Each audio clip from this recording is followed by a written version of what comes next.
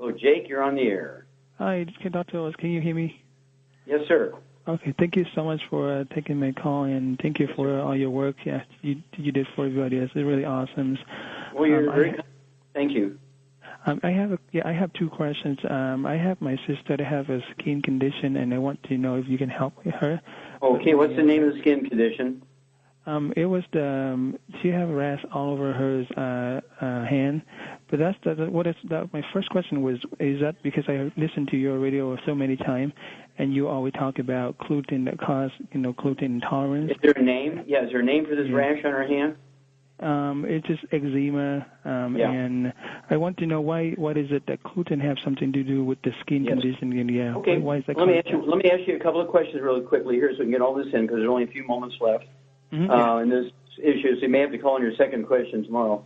Yeah. Did your sister have any respiratory stuff like asthma or bronchitis or colds every winter?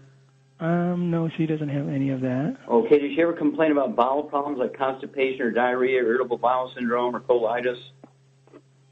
Maybe some constipation, yes. Okay. Yeah. And so she has a gluten intolerance. If she's your blood sister, okay, that means that you also have a gluten intolerance, and it can be manifested in constipation, diarrhea, skin problems, asthma, bronchitis. It could be manifested as your appendix being taken out, that sort of thing. So you need to have a family meeting about this because all your brothers and sisters, all your cousins on your mother's side, your mother's brothers and sisters, and your mom, your grandmother, if she's still alive, all have gluten intolerance. So she needs to be no fried food, no processed meats with nitrates and nitrites, no oils, no gluten, no wheat, barley, rye, and oats. And how much does your sister weigh? About 120. Okay, so I'd have her get one healthy brain and heart pack per month. One healthy brain and heart pack per month. There's a very good reason for that, because it has more of the nutrients that's missing when you get the skin problem and the lung problem, asthma and bronchitis. It's actually caused by deficiency of a single nutrient, and you take the healthy brain and heart pack, throw in an extra bottle of selenium, so you can take 6 selenium a day, 2 at breakfast, 2 at lunch, 2 at dinner, a half a dose of everything at breakfast and dinner. I would also get her a bottle of EFA pluses, so she can take 3 of those twice a day instead of 3 once a day, 3 twice a day.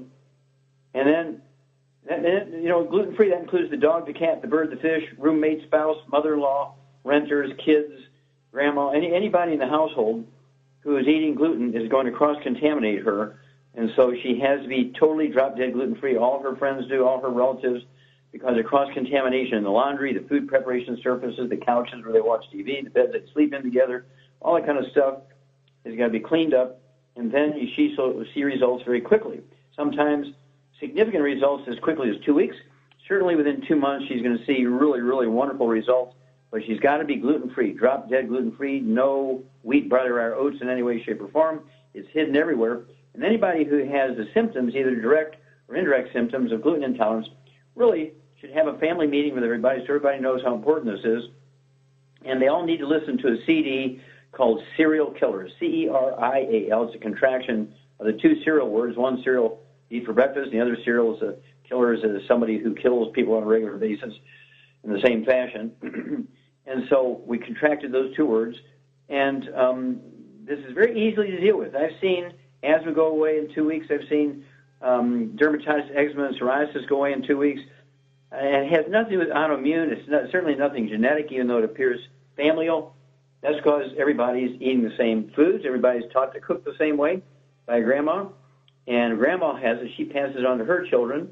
And the women, her daughters, pass it on to their families. And her sisters have it, and her brothers have it, but the sisters pass it on to their kids, and so on. So it's kind of a family thing, not genetic. And it's one of those deals where if everybody gives up the bad stuff and supplements with the good stuff, it all goes away. It'll never fail.